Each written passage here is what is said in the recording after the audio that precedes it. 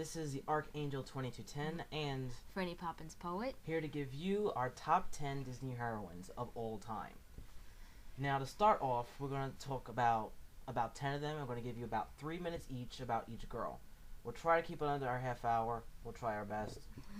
You know, We'll see what happens. We'll see what happens. So, when it came to the top 10 girls, we were really trying to capture all of the Disney girls besides the Disney princess lot, because you kind of cut off a lot of girls by doing that. So, we really searched far and wide to get the best top 10 girls for Disney. And we started off with number 10. Number 10. With none other than... You gotta do right. That's right. Jessica Rabbit from Who Framed Roger Rabbit in 1989. Some people forget that she actually was, or that this actually was a Disney film. And I think that what we like about it, because she's a female character and she's very different from any Disney character that you've seen. I like the fact that she's say? a redhead. I'll be honest. I like the fact that she's a redhead because there's too many blondes. Too many blondes in, being the sexy character. I like the fact that she was a redhead. She had that old school 1940s, Hollywood glamour, but she had this body that you couldn't deny. She was curvaceous.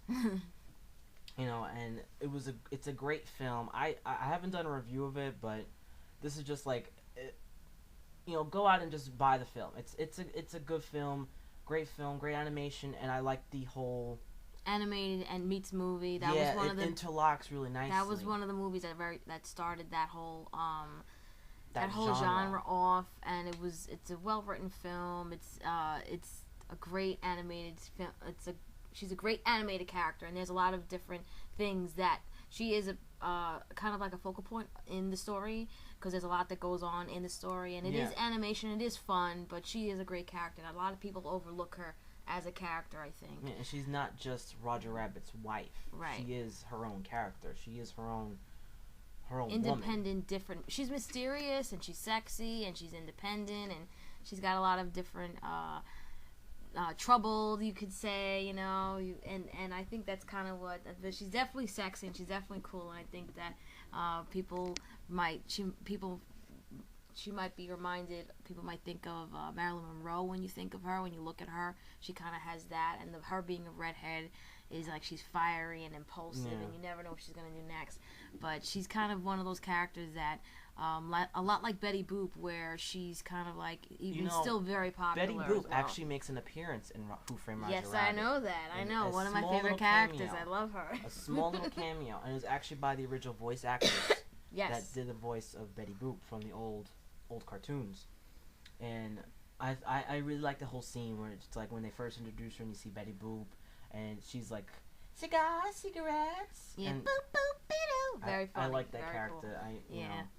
Definitely. Now, moving on to number 9 on our top 10 list. Number 9. A character that will very easily get what she wants when she's sleeping. And will come easily, Miss Sleeping Beauty from Sleeping Beauty. Yes. Aurora. Now, she is a woman who is a princess, and she wasn't raised as one. She was raised as a peasant girl deep in the forest unknowingly by 3 fairies, and she thought they were just like her aunts. Right. And she grew up longing for, an adventure. Not really an adventure, but she was longing for just getting out of what she kind of felt was like the boredom of her suffocating aunts. She wanted to seek something else, and boy did she get it. She got this crazy, wacky, crazy psycho witch, Maleficent, who put a curse on her when she was an infant. Right. Basically, Maleficent wasn't invited to the thing, and she put a curse on her. I'm not doing a review of it. I'm just talking about the character. We're just doing a little backstory. Just doing a little backstory. So we could figure out, so you guys can know Sleeping why Beauty actually she's came out there. in 1959. Uh, it didn't do as well as I thought, actually. Um, and this was actually the first film that was filmed in Technorama 70. So all the background scenes was like really like huge and very detailed, which is probably one of the reasons why it's one of my favorite animated Disney films. From an animated standpoint, it stands out because it was one of the times where Walt Disney or Disney in general was doing something completely innovative, and that's one of the great things about Disney. Well, that but some of the the character films, herself, the character herself. well, we're talking about the character herself. She's very, you can say it, two-dimensional. Well, she's not very. She's not. She's just.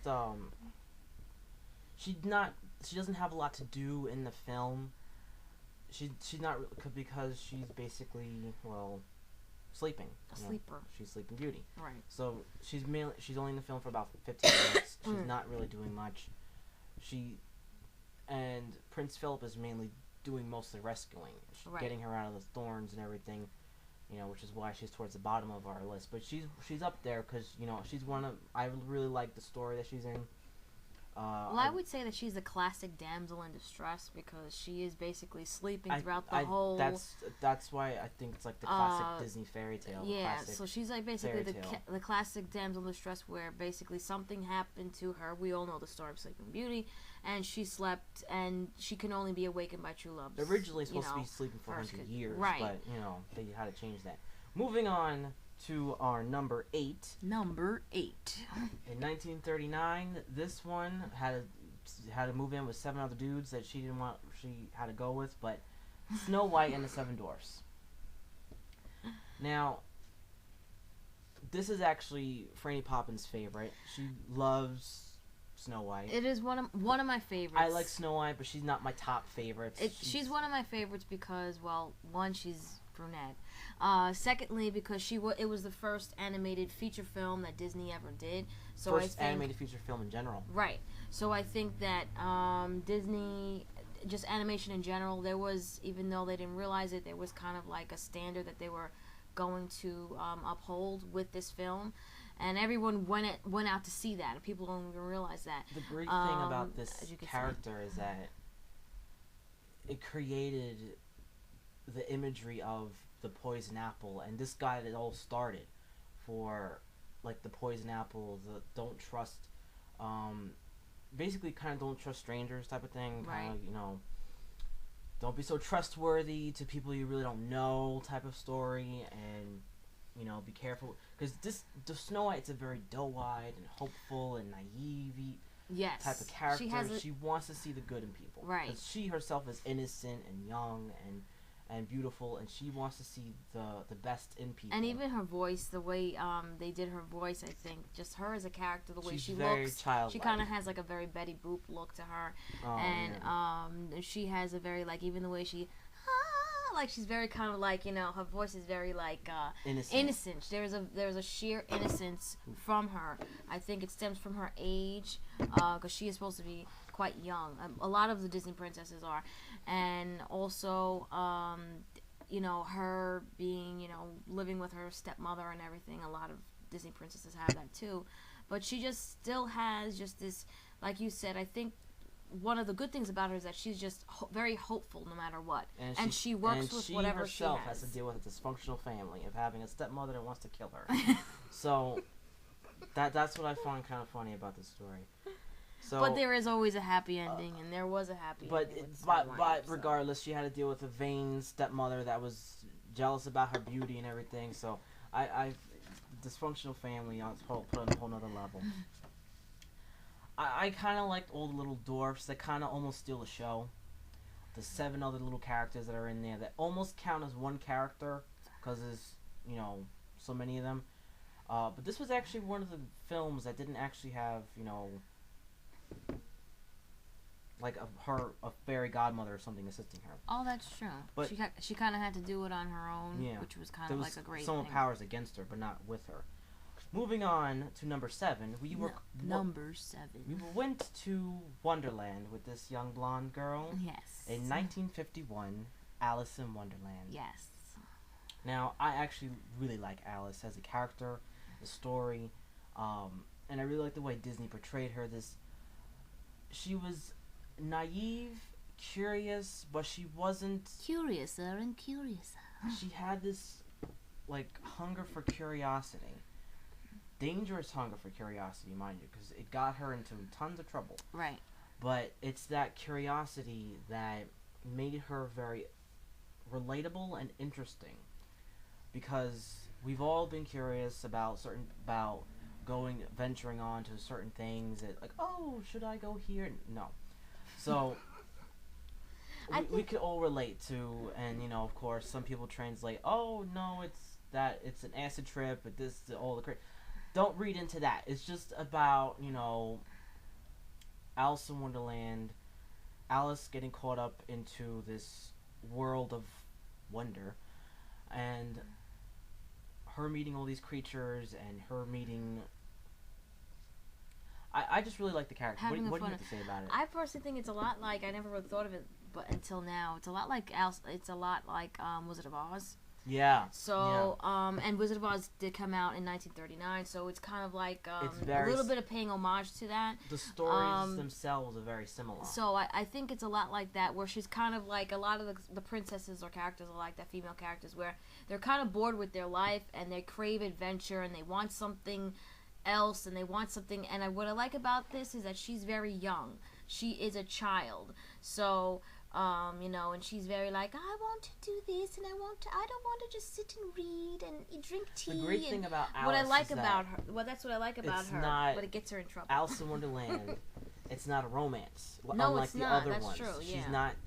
Because she's a little girl. She's not seeking romance, and she doesn't want it, and she doesn't get it because she's a little girl. She just wants adventure. Yeah. And she just wants to be creative. Right. And, you know, talk with the flowers, and, you know, have tea with the rabbits, and the Mad Hatter and everything, and it just spirals into madness and chaos, and it's just, I think we can all relate to what she was going against, her mom wanted to be, I think that's what it was. She was going against structure, and she wanted to just have adventure and be, just have little adventures that a little girl likes to do. And like you said, and I never thought about it, that it really wasn't about romance. It was more about her finding her own independence. Adventure. It was cool. Now, moving on to number 6. Number 6. We caught up to this little tyke in Neverland, Miss Tinkerbell. In 1953, we went with Peter Pan to Neverland to visit Tinkerbell. And we had our happy thoughts, and we flew away with her. And she is... she's actually one of the female characters that doesn't even speak. That's very true. She doesn't even say a word, but she communicates through mannerisms, through her actually glowing different characters, because she's so tiny, she can only feel one emotion. Right. So a lot of times she's always jealous, or always angry, or always happy, but most of the times we always saw her kind of always jealous of Wendy. Little Wendy. A little Wendy Mora, Angela darling. Mm-hmm. So... it's like, the thing is, Peter himself, he didn't look at Tinkerbell that way. No, he didn't. He actually looked at her, I would say, almost like a sister. He looked at her as like a little tiny... Well, I think... And she always had, like, this big crush on him. And he had feelings for Wendy, but he didn't know what the feelings were. I think he felt like he had to look out for Tinkerbell. Because she was a fairy, she could get hurt, she could fly. They needed each other, because he needed her for the fairy dust, and she needed him to kind of protect her. You know, so they kind of, and that's why they kind of do go together. But what I really think is funny about Tinkerbell is that she's, like you said, this little character from a show, and she was made as like a side character, but she's become ridiculously popular over the years. She has become almost the Disney icon, the Disney mascot of the Disney Corporation. And... you said it was created in the 50s as a side character, just as kind of like a buff character to be added into there. And she now has her own animated series. There's clothes and everything with her, toys and everything. And she's been reintroduced and reinvented to a whole new generation. I mean, there's kids that are 5 years old. Now Tinkerbell actually has a voice. That's true. Tinkerbell has a voice now. Before, back in the 50s, she didn't have a voice. She was just, you know, she would twinkle and tinkle and you know, and fly around with jingle her many jangle colors, and you know. And the thing about Tinkerbell is that she was so filled with envy and rage that she actually teamed up with Captain Hook to get Peter Pan with the bomb. Mm-hmm. And then later on, she redeems herself by trying to save Peter Pan, and only she herself almost died in the end. So I thought that was touching, and that was for really a little fairy. She's very brave, and she's very there's innocence, naivety, she's very and brave, spunky. and she's very spunky. Moving on to number 5. Number 5. In 2010, we got tangled with this princess and all the adventures that she brought us along with us. Oh, Rapunzel. Rapunzel from Disney's Tangled. Oh my goodness, this was great. Rapunzel, she is probably one of my second favorite Disney heroines now, and she reminded me a lot. I said this in my can't remember when I said this, but I said this in one of my reviews that she reminded me a lot of Giselle from Enchanted. Yes. She did. And the whole time I was thinking, I thought this almost reminds me of like a sequel to Enchanted, even though I know it's not connected to it in any way. I'm aware of that, but it just reminded me of it in the sense that she had this. I really like the fact they gave her something to do other than sing. They had it where she had this talent and this passion for painting. You know, I really like the fact they gave her that. Oh yeah, she was painting on the walls and everything. They never gave that to any of the girls. You know, they did give Jane the ability, like sketching, but that was more for her studying. You know, for Rapunzel, they really had it where she wanted to see this world. She really couldn't see past her window, so she imagined her own, like, by painting on the walls. I thought that was. And everything. I honestly think that as a film, this isn't really a film review, but this is kind of like, you know, Rapunzel and the story and how they recreated her and reinvented her in that Disney cartoon. The animation was great, but Rapunzel as a character, I thought they kind of went a little bit. As a character, I think it's really interesting because it's like, you know, she's stuck in a tower and, you know, with the hair. And you think, how are they going to do this how in the they're film? How going to do this in the film? And then And when how I they saw gonna the make her film, an I thought it was interesting great. character, And how Disney made her into a character that I think girls could relate to, and how she just became this fighter, and she was really independent. I really liked that I really liked her. She like used that. her hair as a weapon. Oh, that was really she, like, cool. Whipped it around, and she would like. I thought that was so. I thought that was really cool, and I thought that. But like you said, how you know, she was artistic in the film. She was very spunky, and how she was very you like that word. she was. Spunky, she had a lot of energy, and she was very you didn't know what she was gonna do. And I think that she wasn't like a type of character like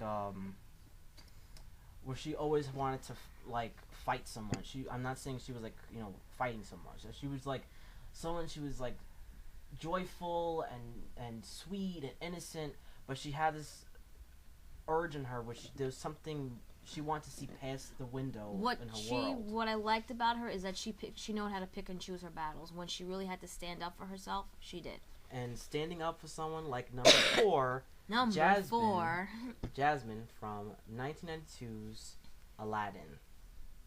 A whole new world. Yes, Jasmine and Aladdin. Now, Jasmine is a character that, well, first off, she wears pants. You know, she's, you know, one of the only Disney heroines that actually wears pants.